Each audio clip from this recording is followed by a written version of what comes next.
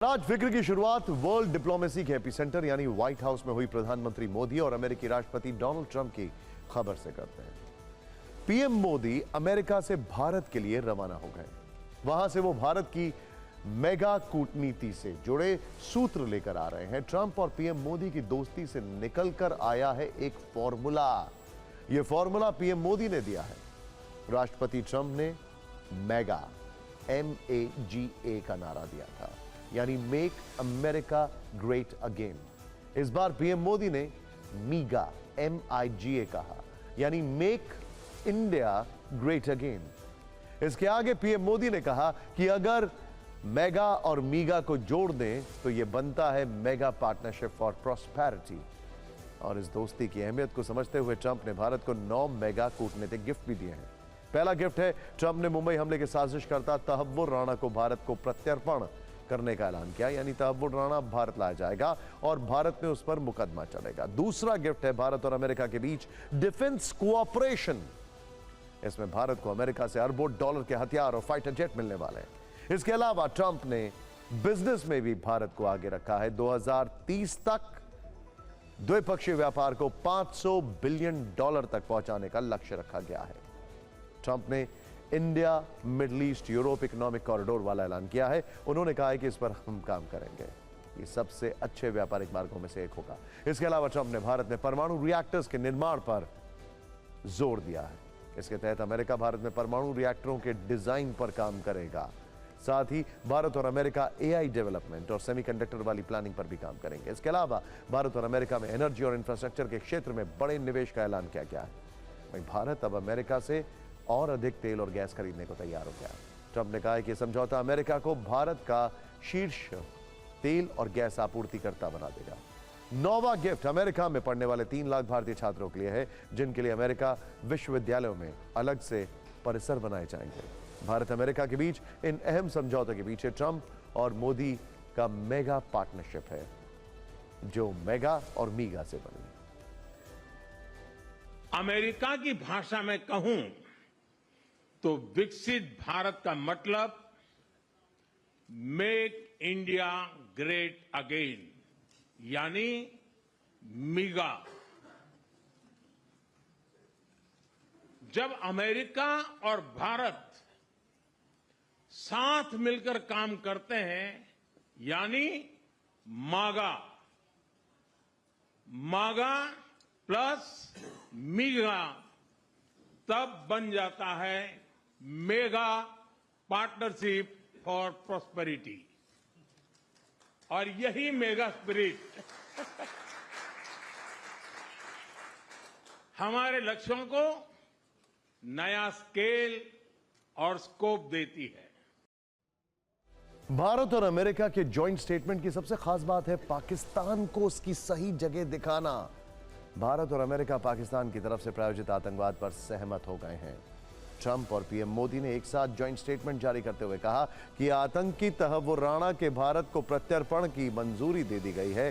पाकिस्तान को 26/11 के आतंकियों के खिलाफ कार्रवाई करनी होगी और साथ ही पठानकोट आतंकी हमले के गुनहगारों को पकड़कर उनके खिलाफ केस चलाना होगा। पाकिस्तान ये सुनिश्चित करे कि वो अपनी जमीन का इस्तेमाल सीमा पार आतंकवाद के लिए नहीं करेगा। ये बहुत इंटरेस्टिंग है, इसकी टाइमिंग बड़ी इंटरेस्टिंग है, क्योंकि ये तब स्टेटमेंट आया है जब एर्दोगान पाकिस्तान में थे और उन्होंने कश्मीर का जिक्र किया। पीएम मोदी और ट्रंप ने जब एक साथ पाकिस्तान को उसके गुनहगारों के लिए कटघरे में खड़ा किया तो पाकिस्तान को मिर्ची लगनी तय थी। पाकिस्तान के विदेश मंत्रालय ने घिसा पिटा बयान जारी करते हुए इन आरोपों से पल्ला झाड़ लिया। आप देखिए, पाकिस्तान में सत्ताधारियों से लेकर मीडिया तक सब भारत और अमेरिका के बीच गहरी होती दोस्ती से कैसे भयभीत है।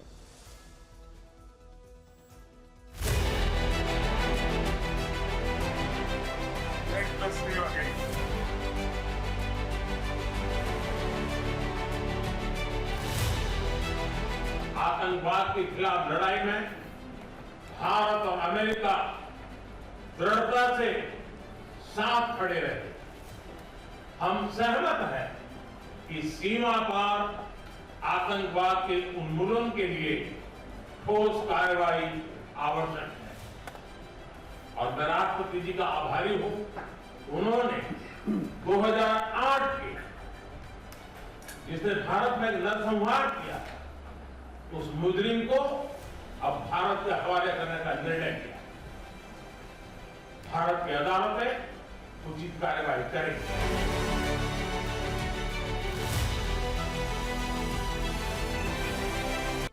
देखिए, जब दो वर्ल्ड लीडर्स मिलकर पत्रकारों के सवालों का जवाब दे रहे थे, तब टीवी 9 भारतवर्ष की टीम वहां पर मौजूद थी और टीवी 9 भारतवर्ष संवाददाता मनीष झा ने ट्रंप से वो सवाल पूछ लिया जो आज सोशल मीडिया में जबरदस्त वायरल है।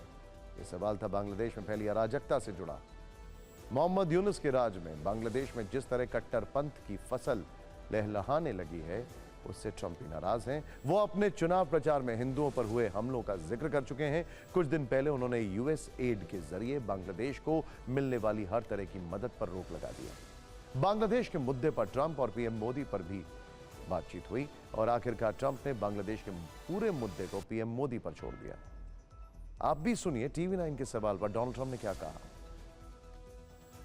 And Mr. President, what you would like to say about the Bangladesh issue? Well, there was no role for our deep state. It was.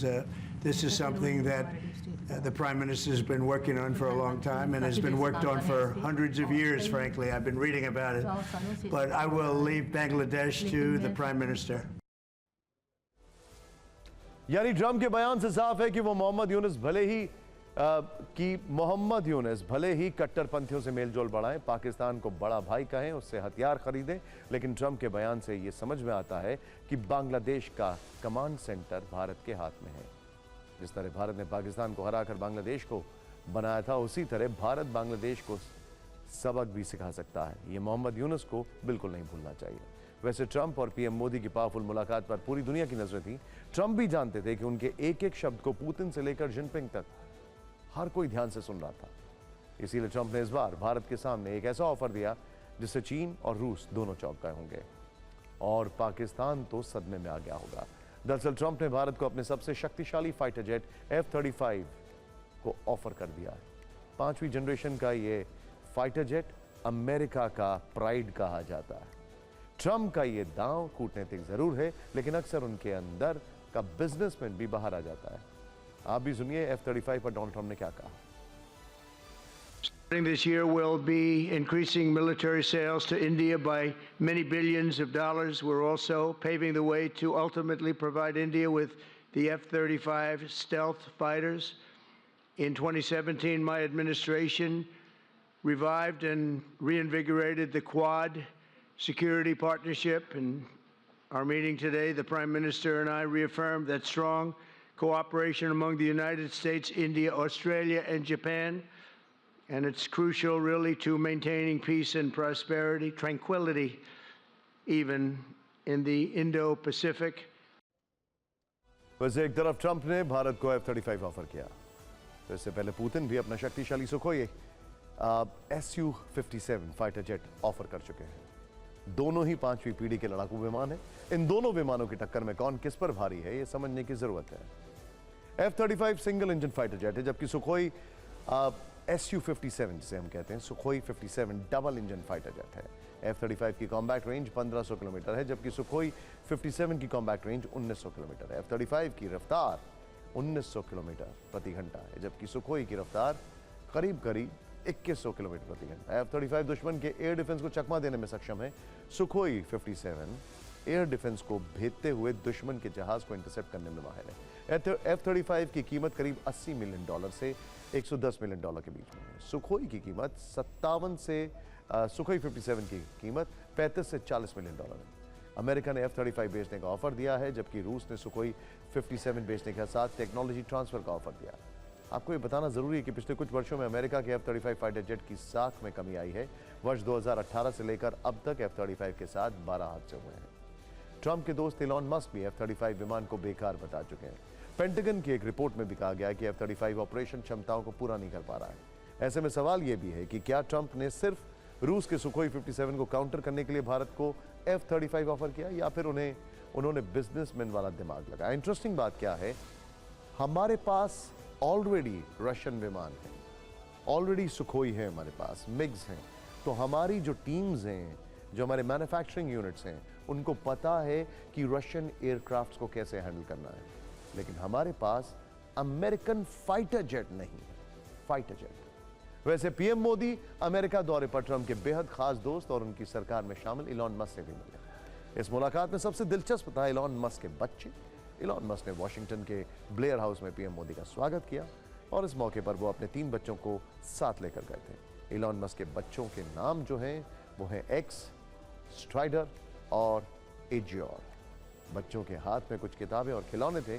PM Modi उनके साथ खेलते हुए दिखाई दिए। इलॉन मस्क दुनिया के सबसे अमीर व्यक्ति हैं। ट्रंप कैबिनेट में बेहद अहम किरदार निभा रहे हैं। ट्रंप के राइट हैंड माने जाते हैं, लेकिन इलॉन मस्क खुद एक मंझे हुए बिजनेसमैन के नाते समझते हैं कि आखिर भारत उनके लिए क्या मायने रखता है, क्योंकि भारत का बाजार बड़ा है। आप समझते हैं कि आखिर इलॉन मस्क भारत से क्या चाहते हैं और इसमें भारत का क्या फायदा है। दरअसल इलॉन मस्क लंबे समय से भारत में अपने दोनों ही उत्पादों की एंट्री चाहते हैं। पहला है स्टारलिंक, जिसके करीब 7000 सैटेलाइट्स लोअर ऑर्बिट में तैर रही हैं। वहीं दूसरा है टेस्ला की कार। भारत का बहुत बड़ा टेलीकॉम बाजार मस्क को लुभा रहा है, जबकि भारत में वर्ष 2030 तक 30% इलेक्ट्रिक गाड़ियों की हिस्सेदारी का अनुमान लगाया गया है। ऐसे में मस्क को भारत में प्रॉफिट ही प्रॉफिट दिखाई दे रहा है, जबकि दूसरी ओर मस्क की कंपनी स्पेसएक्स मंगल पर जाने के लिए हर रोज नए एक्सपेरिमेंट करती रहती है और अगर उसे इसरो का साथ मिल गया तो यह भी मस्क के लिए फायदे का सौदा होगा।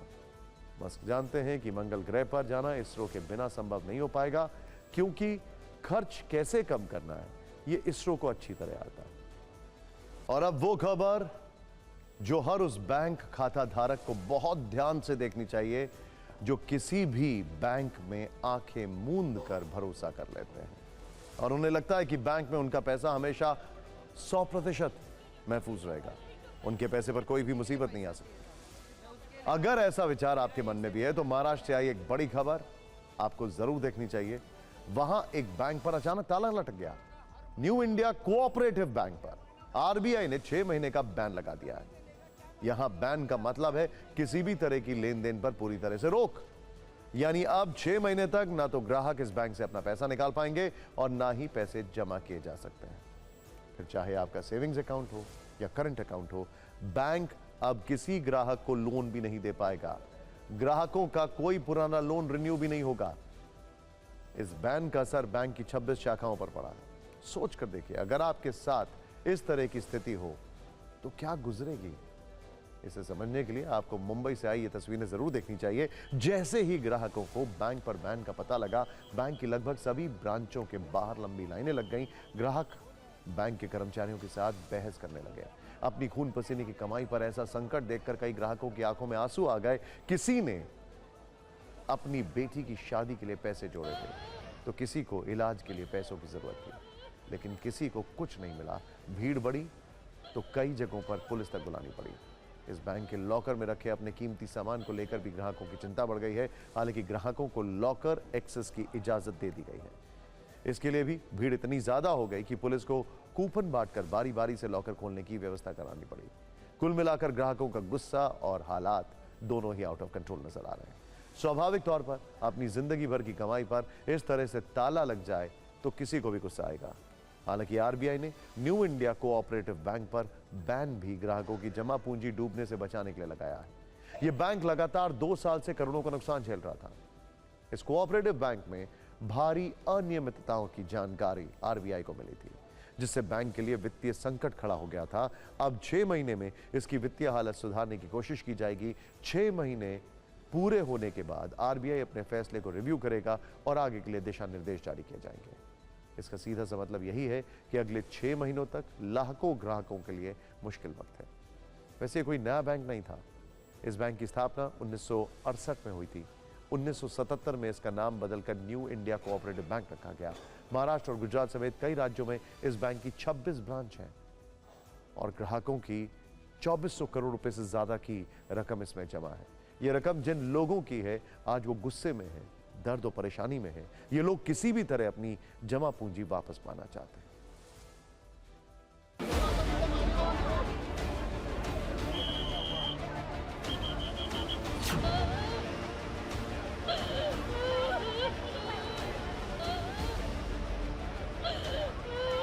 यहाँ पर सभी जो ग्राहक हैं, जो अकाउंट होल्डर हैं, इनका यहाँ पर तांता लगा हुआ है। बहुत सारा जो है सदमा इनको लगा हुआ है कि ये न्यू इंडिया कोऑपरेटिव बैंक, जिसमें इनके गाड़ी मेहनत की कमाई का पैसा लगा हुआ था, ये बैंक आखिर कैसे बंद हो रही है। मेरे बेटी का पढ़ाई का पैसा दूसरा बैंक में पैसा डाल के डाला।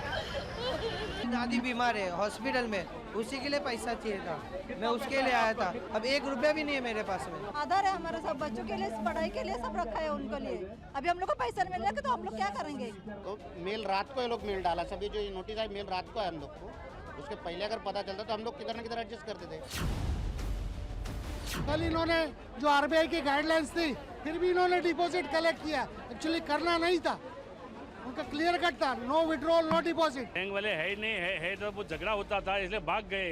कोई पब्लिक को जवाब नहीं दे रही है, पुलिस आके खड़ी है। हमारे सेविंग अकाउंट में बहुत सारा पैसा है। अभी कोई आश्वासन नहीं दे रहा है, कोई लिखित में कुछ नहीं बोलने को राजी है कि सेविंग्स अकाउंट का पैसा कब मिलेगा। एफडी का तो मिल जाता है, पर सेविंग्स का क्या मिलेगा। इन लोगों का हर महीने का व्यवहार उसके 6 महीना बंद हो जाएगा ना, और क्या गारंटी कि 6 महीने बाद सब अकाउंट रेगुलर हो जाएगा। बिना इंटीमेशन के बैंक बंद करना एकदम गलत है। लोगों का गुस्सा है, नागरिकों कब तक वो लोग अपने आप को डिपेंड रहेंगे। बैंक का कुछ आंसर भी नहीं आ पा रहा है, अंदर से कुछ आंसर आना चाहिए। ना कोई मैनेजर ना कोई कर्मचारी बाहर आके बोलने को भी तैयार नहीं है। सिर्फ आम आदमी को धक्के खाने के लिए खड़ा कर दिया है। बाकी लोग कहाँ तो हम लोग भूखे मर जाए, बाकी की जिम्मेदारी कौन लेगा। जिसका करंट अकाउंट है, पार्टी को चेक दिया, चेक लिए, क्या करेगा, वहाँ से बाउंस का चार्जेस कौन भरेगा। आप डे टू डे जो भी यहाँ से ही करते हैं वो लोग कहाँ जाएंगे, अगर उनका किसी और बैंक में नहीं है खाता तो वो लोग कैसे करेंगे। बैंक को हम अक्सर सुरक्षित विकल्प मान के चलते हैं और सोचते हैं कि हाँ हमारा पैसा महफूज रहेगा, लेकिन क्या ये वाकई सच है। अगर न्यू इंडिया कोऑपरेटिव बैंक की तरह किसी बैंक पर बैन लग जाए, कोई बैंक डूब जाए, तो आपका पैसा कितना सुरक्षित है। इसे सरल भाषा में समझ लेते हैं। नियम के मुताबिक बैंक में किसी भी तरह से जमा आपके पैसों पर सिर्फ 5 लाख रुपए तक ही वापस मिलने की गारंटी रहती है। यानी आप अपने अकाउंट में चाहे कितना भी पैसे जमा करें, अगर बैंक डूब गया तो आपको सिर्फ 5 लाख रुपए तक ही मिल पाएंगे। अगर इससे ज्यादा पैसे जमा हैं तो बैंक डूबने की स्थिति में आपका वो पैसा भी डूब जाएगा। भले ही ये पैसा आप सेविंग्स अकाउंट में रखें या करंट अकाउंट में, या फिर चाहे अपने एफडी ही क्यों ना कराई हो, इन सब को मिलाकर आपको सिर्फ 5 लाख रुपए ही वापस मिलने की गारंटी है। इससे आपको बैंक डिपॉजिट पर रिस्क समझ आ गया होगा। वैसे ये पहली बार नहीं है जब इस तरह से आरबीआई ने किसी बैंक पर बैन लगाया हो। पहले भी कई बैंकों पर प्रतिबंध लगे हैं। ऐसे में समझना जरूरी हो जाता है कि एक ग्राहक के तौर पर आप क्या सावधानी बरत सकते हैं। बहुत ज्यादा रकम किसी एक बैंक में जमा ना कराएं। अगर रकम ज्यादा है तो उसे अलग अलग बैंकों में जमा कराएं। अपना पैसा छोटे और लोकल बैंक में ना रखें, इसे पब्लिक सेक्टर बैंकों और बड़े प्राइवेट बैंकों में ही जमा करें। इसकी वजह यह है कि यहां कोऑपरेटिव गवर्नेंस का स्तर बेहतर होता है। नियम तो आपको सिर्फ 5 लाख रुपए की ही सुरक्षा देता है, लेकिन इन बैंकों का ध्यान रखकर आप बहुत बड़े नुकसान से बच सकते हैं। न्यू इंडिया कोऑपरेटिव बैंक पर बैन से ग्राहकों की परेशानी शुरू हुई तो सियासी बयानों की बारिश शुरू हो गई। समाजवादी पार्टी के अध्यक्ष अखिलेश यादव ने सवाल उठाया कि अब आम लोगों का पैसा बैंकों भी महफूज नहीं है। तो महाराष्ट्र के सीएम ने कहा कि आरबीआई ने बहुत सोच समझकर यह फैसला लिया है।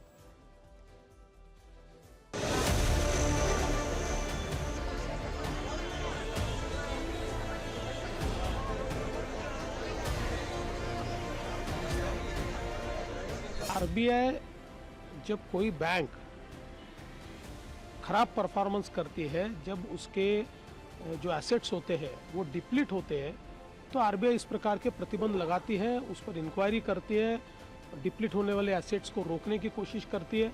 जो प्राथमिक जानकारी है उसके आधार पर मैं कहना चाहता हूं कि निश्चित रूप से आरबीआई ने जो कार्रवाई की है वो सोच समझ कर ही की होगी।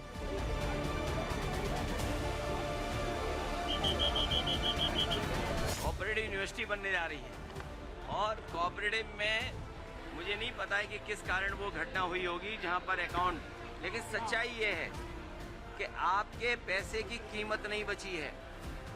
जो लोग अगर रिबेट भी दे रहे हैं या आपके 12 लाख पर कर रहे हैं, तो बताओ महंगाई क्या है।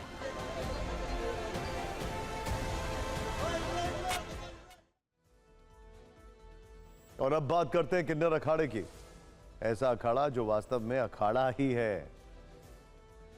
अखाड़ा ही नहीं बल्कि क्योंकि इस अखाड़े को अभी तक मान्यता नहीं दी गई है। अच्छा, इंटरेस्टिंग बात यह कि अखाड़ा है नहीं, हालांकि इसमें अखाड़े जैसी कुछ चीजें यहां पर दांव पेच जरूर चल रहे हैं। खैर, पन इंटेंडेड।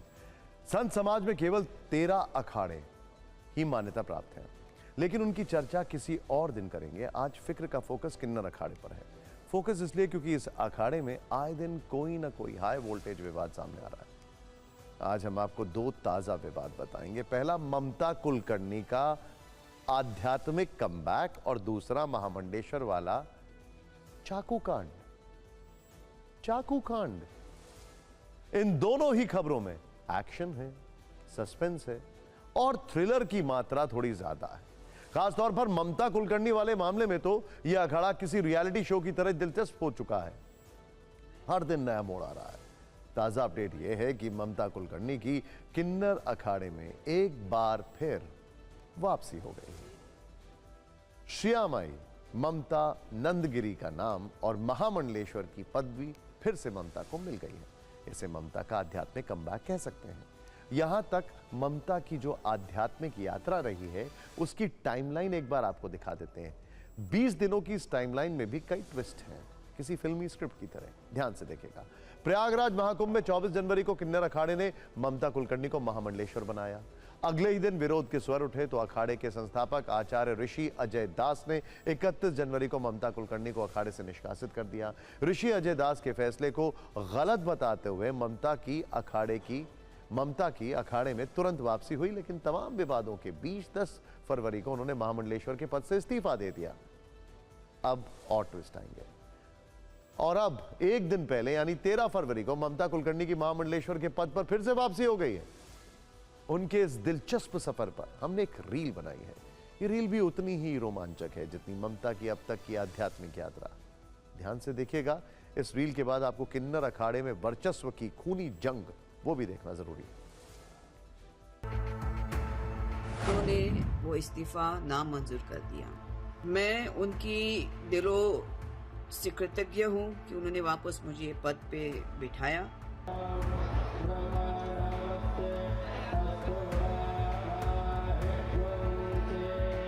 कुलकर्णी ने ऐसा क्या किया कि उनको महामंडलेश्वर बनाया? क्या उनसे भी पैसे की डील हुई थी लक्ष्मी नारायण त्रिपाठी? जी, डील हुई होगी, तभी तो महामंडलेश्वर पद दिया है। इतना बड़ा केक सर्व हुआ, कटा बटा, स्वाद किस किसने लिया? या क्या वो केक 50 लाख का था? क्या वो केक 1 करोड़ का था? मैं महामंडलेश्वर यमाई ममता नंदगिरी, मैं इस पोस्ट से मैं इस्तीफा दे रही हूँ। मेरे पट्टा गुरु डॉक्टर श्री आचार्य लक्ष्मी नारायण त्रिपाठी के ऊपर कुछ लोगों ने गलत आक्षेप लगाए थे। उस भावना में आकर मैंने अपने पद से इस्तीफा दिया, लेकिन उन्होंने वो इस्तीफा नामंजूर कर दिया। आगे चल के मैं अपना जीवन किन्नर अखाड़ा और सनातन धर्म के लिए समर्पित रहूंगी। अखाड़ों की दुनिया में आध्यात्म की गहराई से परिचय होता है और यह पता चलता है कि जब कोई सामान्य व्यक्ति साधु सन्यासी बनता है तो क्या होता है, लेकिन यह अखाड़ा बॉलीवुड की किसी थ्रिलर फिल्म की स्क्रीन प्ले की तरह चल रहा है। इसमें सत्ता और वर्चस्व की लड़ाई है, इसमें ग्लैमर की दुनिया से महामंडलेश्वर बनने का शॉर्टकट है, इसमें चाकूबाजी वाला एक्शन सीन है, इसमें महामंडलेश्वर की पिटाई का सीन है और इसमें कैमरों पर आरोपों वाला युद्ध है। ऐसा ही एक युद्ध छिड़ा ममता कुलकर्णी की वापसी के तुरंत बाद। इस जंग का मैदान और किरदार अलग है। लोकेशन है महाकुंभ मेला क्षेत्र के सेक्टर 16 के पास और किरदार है किन्नर अखाड़े की महामंडलेश्वर कल्याणी नंदगिरी। बताया गया कि बीती रात किन्नर अखाड़े की महामंडलेश्वर कल्याणी नंदगिरी पर हमला हुआ। आशीर्वाद लेने के बहाने कल्याणी नंदगिरी की गाड़ी को रुकवाया गया और गाड़ी रुकते ही उन पर और उनके साथियों पर चाकुओं से हमला हो गया। इस हमले में महामंडलेश्वर कल्याणी नंदगिरी घायल बताई जा रही है। इस हमले में वर्चस्व की लड़ाई वाला एंगल सामने आ रहा है। इससे पहले महामंडलेश्वर हिमांगी सखी पर भी उनके शिविर में हमला हुआ था और उसमें अखाड़े के आचार्य महामंडलेश्वर लक्ष्मी नारायण त्रिपाठी पर हमले के आरोप लगे थे। हैरान करने वाली बात यह है कि किन्नर अखाड़े में वो सब कुछ चल रहा है जो किसी धार्मिक अखाड़े के अंदर बिल्कुल नहीं होना चाहिए।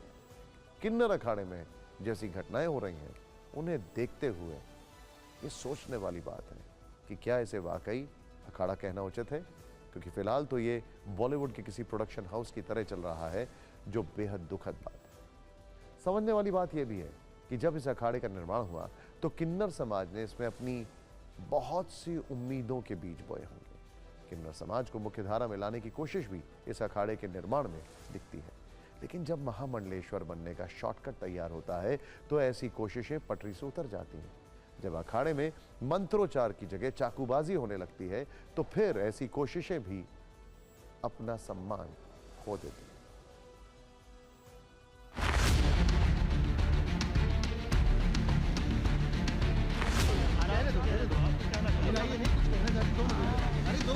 हमारे साथ इस वक्त मौजूद हैं किन्नर अखाड़े की महामंडलेश्वर कल्याणी नंदगिरी जी, जिनके ऊपर अचानक कल रात में हमला होता है और उनके साथ मारपीट की जाती है, जिसमें वो बुरी तरीके से घायल होते हैं। मारने तो मुझे ही आए थे, मगर ये तो मेरे चेलों ने मेरी रक्षा करी। वो बेचारे आगे खड़े होके खुद उन्होंने इतना कुछ सह लिया अपने शरीर पे, अपने गुरु की रक्षा करी। इससे बड़े बात कोई नहीं हो सकती है। और उन लोगों ने इतना कुछ सहने के बाद बताइए, मुस्कान उस जगह खड़ी भी थी। ये विवाद हमारा आज सालों से चल रहा है। हमारे कोसाम्बी जो क्षेत्र हमारा लगता है, वहाँ पे एक किन्नर है, मुस्कान किन्नर, भरवारी में रहती है और ये बहुत दिन से वर्चस्व की लड़ाई है। गाड़ी में। हिमांगी का और मुस्कान का क्या ऐसा कॉम्प्रोमाइज़ हुआ है कि वजह क्या है, कि इनकी सोच क्या है, इनकी प्लानिंग हम नहीं समझ पा रहे हैं। बस इतना मैं जानती हूँ कि मुझे और मेरे परिवार, जैसे कि मेरे फैमिली भी यहीं की है, कि ये कुछ भी कर सकते हैं। मतलब आपका कहना है कि आपके ऊपर जो हमला हुआ है हिमांगी सखी के स्ट्राइक पर हुआ है? हाँ, हिमांगी सखी की सह पे हुआ है और ये केवल प्रशासन को, पब्लिक को गुमराह करने का एक नया चेहरा बना रही है। ये लक्ष्मी नारायण त्रिपाठी और उनके जितने भी महामंडलेश्वर है, करीबन 60 महामंडलेश्वर उनके अंदर घुसे हैं और सब ने मिल के मुझे पीटा है, जोर जोर से पीटा है और इस तरह से मेरा हल कर दिया। अब दोनों में विवाद की वजह क्या? अगर ममता कुलकर्णी पे मैंने आवाज उठाया है तो मैंने कौन सी गलती कर दी? अब फिक्र की पॉलिटिकल फाइल खोलते हैं। पहली खबर की शुरुआत एक ऐसे सवाल से जो हर किसी के मन में है। दिल्ली का मुख्यमंत्री कौन बनेगा? आखिर कब किसी एक चेहरे का नाम सामने आएगा? सियासी गलियारे में सवाल सबके मन में है। हो भी क्यों ना, दिल्ली में नतीजे आए 1 हफ्ता हो गया है। बीजेपी बहुमत के साथ 27 साल बाद लौटी है, लेकिन मुख्यमंत्री का चेहरा अब तक सामने नहीं आया है। आखिर ऐसा क्यों है और क्या पार्टी में इस पर कोई होमवर्क चल रहा है? हमारे संवाददाता अमोद राय आपके लिए सूत्रों से कुछ एक्सक्लूसिव जानकारियां लेकर आए। सूत्र बता रहे हैं कि इसके लिए बीजेपी ने एक फॉर्मूला निकाला है। जीते हुए 48 विधायकों में पहले 15 नाम छांटे गए और फिर जाति समीकरण के आधार पर 9 नाम तय किए गए। इन्हीं 9 में मुख्यमंत्री, मंत्री और स्पीकर का नाम तय किया जाएगा। यानी एक चीज साफ है कि चुने हुए विधायकों में, जो चुने हुए विधायक हैं, उनमें से ही कोई एक सीएम बनेगा, यानी कोई एमपी सीएम नहीं बनेगा। क्या यह माना जाए? खैर, पीएम नरेंद्र मोदी के आज रात लौटते ही दिल्ली में सरकार बनाने की कवायद तेज होगी। उनके साथ गृह मंत्री अमित शाह, जेपी नड्डा और बीजेपी के शीर्ष नेताओं की बैठक होगी, जिसमें मुख्यमंत्री पद पर फैसला होगा। इसके लिए बीजेपी के शीर्ष नेतृत्व ने होमवर्क पूरा कर लिया है। इसी आधार पर पीएम के साथ उनकी चर्चा होगी और मोहर लगते ही नाम सामने आ जाएगा। सूत्रों के मुताबिक 17 या 18 फरवरी को विधायक दल की मीटिंग हो सकती है। 19 या 20 फरवरी को शपथ ग्रहण संभव है, यानी दिल्ली की को नई सरकार अगले हफ्ते मिलना संभव है। सूत्र ये भी बता रहे हैं कि दिल्ली के जवाहरलाल नेहरू स्टेडियम में कैबिनेट की शपथ हो सकती है। हालांकि एक ऑप्शन रामलीला मैदान भी है। यह भी मुमकिन है कि कार्यक्रम में एनडीए शासित राज्यों के सीएम को बुलाया जाए। हालांकि ये दोनों फैसले पीएम के रुख पर निर्भर करेंगे। देखिए, प्रधानमंत्री जी आज रात तक आ रहे हैं। कल परसों में हमारे पार्लियामेंट्री बोर्ड की बैठक होगी। आपके सामने दिल्ली का नया मुख्यमंत्री आ जाएगा। हमारी बैठक, अभी हमारे पर्यवेक्षक जल्दी तय हो जाएंगे और उसके बाद हमारी बैठक 1-2 दिन में हो जाएगी और तुरंत इससे जल्दी ही आपको और दिल्ली के लोगों को ये सब जानकारी मिलेगी। अब लोगों के मन में सवाल ये भी है कि जो भी मुख्यमंत्री बनेगा क्या वो प्योरली बीजेपी का होना चाहिए या और पार्टियों से जो इस पार्टी में लोग आए हैं उनके भी विकल्प हैं?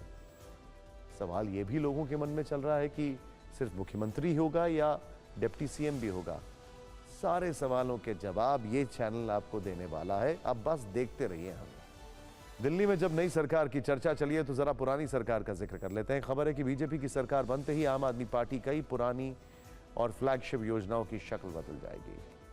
इसमें सबसे ज्यादा चर्चा इस बात की है कि दिल्ली में मोहल्ला क्लिनिक का नाम भी बदल जाएगा। बीजेपी सरकार मोहल्ला क्लिनिक का नाम बदलकर अर्बन आरोग्य मंदिर कर सकती है। बिल्कुल सही सुना आपने, दिल्ली के मोहल्ला क्लिनिक अब आरोग्य मंदिर हो जाएंगे। पूर्व मुख्यमंत्री अरविंद केजरीवाल ने अपने मोहल्ला क्लिनिक मॉडल की खूब तारीफ की थी।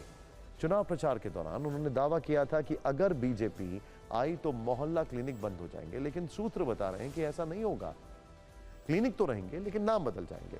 बीजेपी मोहल्ला क्लिनिक को घोटाले का रास्ता बताती रही है। अब टीवी 9 भारतवर्ष को मिली जानकारी के मुताबिक केंद्र सरकार दिल्ली सरकार के से मोहल्ला क्लिनिक की स्थिति पर रिपोर्ट मांगेगी। ये जांच की जाएगी कि इस प्रोजेक्ट में कहीं किसी तरह का घोटाला तो नहीं हुआ।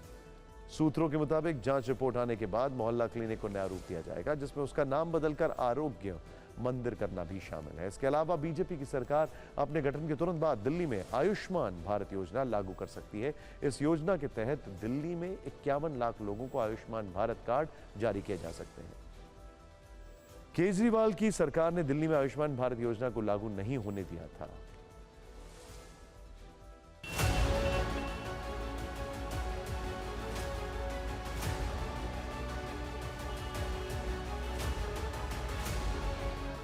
मॉडल मोहल्ला क्लिनिक नहीं था, मोहल्ला क्लिनिक था।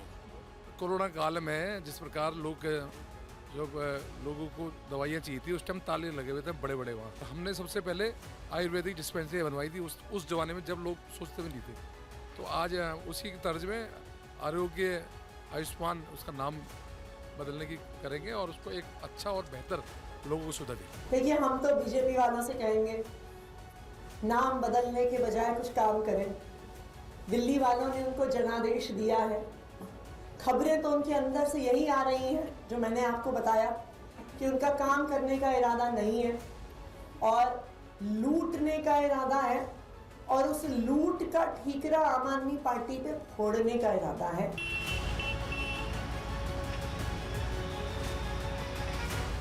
मोहल्ला क्लिनिक की जो दुर्दशा हो रही है, आप से बिहार तिराहे पर चले जाइए, उसमें आग लग गई है। ये मोहल्ला क्लिनिक स्वास्थ्य के संबंधित हो, निश्चित रूप से हम करेंगे। दिल्ली में मोहल्ला क्लिनिक की स्थापना सबसे पहले आम आदमी पार्टी की सरकार ने 2015 में की थी। मोहल्ला क्लिनिक में मरीजों को मूलभूत स्वास्थ्य सुविधाएं मुहैया कराई जाती हैं। इसमें जांच से लेकर दवा देने तक की प्रक्रिया मुफ्त है।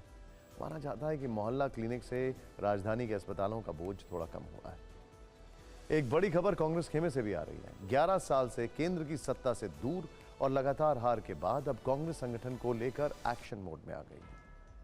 पार्टी के स्ट्रक्चर को लेकर अखिल भारतीय स्तर पर बड़ा बदलाव होने वाला है, जिसे मूर्त रूप से रूप देने में राष्ट्रीय अध्यक्ष मल्लिकार्जुन खड़गे और लोकसभा में नेता प्रतिपक्ष राहुल गांधी जुटे हुए हैं। माना जा रहा है कि फरवरी के अंत तक बदलावों को अंतिम रूप दे दिया जाएगा।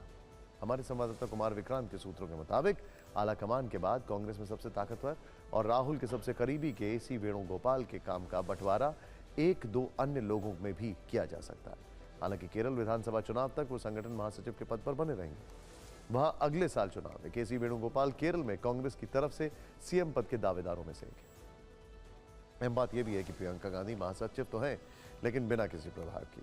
ऐसे में उनको किसी बड़े राज्य का प्रभार दिया जा सकता है या फिर चुनावों की मैनेजमेंट कमेटी बनाकर बड़ी भूमिका सौंपी जा सकती है। रणदीप सुरजेवाला, भूपेश बघेल, टीएस सिंहदेव, भंवर जितेंद्र सिंह या अशोक गहलोत को भी संगठन में नई जिम्मेदारी मिल सकती है। संचार विभाग के महासचिव जयराम रमेश को बदलने का फैसला लिया जा चुका है, लेकिन उनका बेहतर विकल्प अब तक नहीं मिला है। ऐसे में यह भी संभव है कि फिलहाल उनकी छत्र छाया में ही नए विकल्पों को आहिस्ता आहिस्ता अनुभव दिलाया जाए। 4 से 5 नए महासचिव बनाए जाएंगे, जबकि कुछ पुराने महासचिवों की छुट्टी तय है। बिहार, झारखंड, राजस्थान, तेलंगाना, हरियाणा, पंजाब और असम के प्रभारी बदले जा सकते हैं। इनके अलावा लगभग 8 राज्यों के अध्यक्ष बदले जाने हैं, जिसकी शुरुआत ओडिशा और महाराष्ट्र से हो चुकी है। असम में गौरव गोगोई अध्यक्ष बनाए जा सकते हैं। कर्नाटक, हिमाचल प्रदेश, उत्तराखंड, तमिलनाडु के अध्यक्ष बदले जाएंगे। BK हरिप्रसाद, मीनाक्षी नटराजन, श्रीनिवास बीवी, प्रकट सिंह, जिग्नेश मेवानी जैसे नेताओं को बड़ी जिम्मेदारी दी जा सकती है। लोकसभा चुनाव में 99 सीटें जीतने वाली कांग्रेस उत्साहित जरूर थी, लेकिन उसके बाद से राज्यों में लगातार लचर प्रदर्शन के चलते वो बदलाव करने को मजबूर हुई है। हालांकि कांग्रेस नेता अभी इस पर कुछ भी खुलकर नहीं बोल रहे हैं।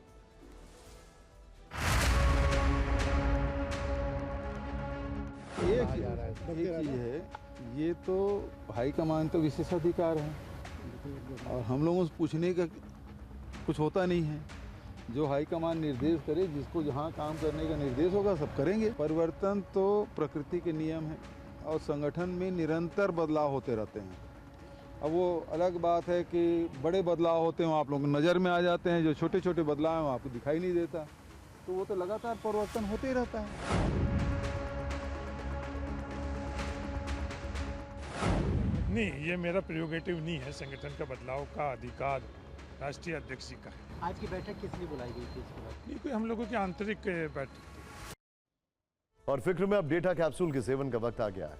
आज हमारे डेटा कैप्सूल का विषय है BSNL और उसकी कमाई से जुड़ा हुआ ये फैक्ट। निजी कंपनियों से मिल रही चुनौती के बीच अरसे बाद इस सरकारी टेलीकॉम कंपनी ने मुनाफा कमा कर दिखाया है। आप ये भी कह सकते हैं कि लंबे समय से अनीमिया की शिकार BSNL का हीमोग्लोबिन बढ़ गया है। BSNL ने 2024-25 की तीसरी तिमाही में 262 करोड़ का लाभ कमाया। ये खास इसलिए है क्योंकि 2007 से लगातार 17 साल तक घाटे में चल रही कंपनी को अब फायदा हुआ है। BSNL के मुनाफे के पीछे 4 बड़े कारण हैं। पहला, सरकारी सपोर्ट।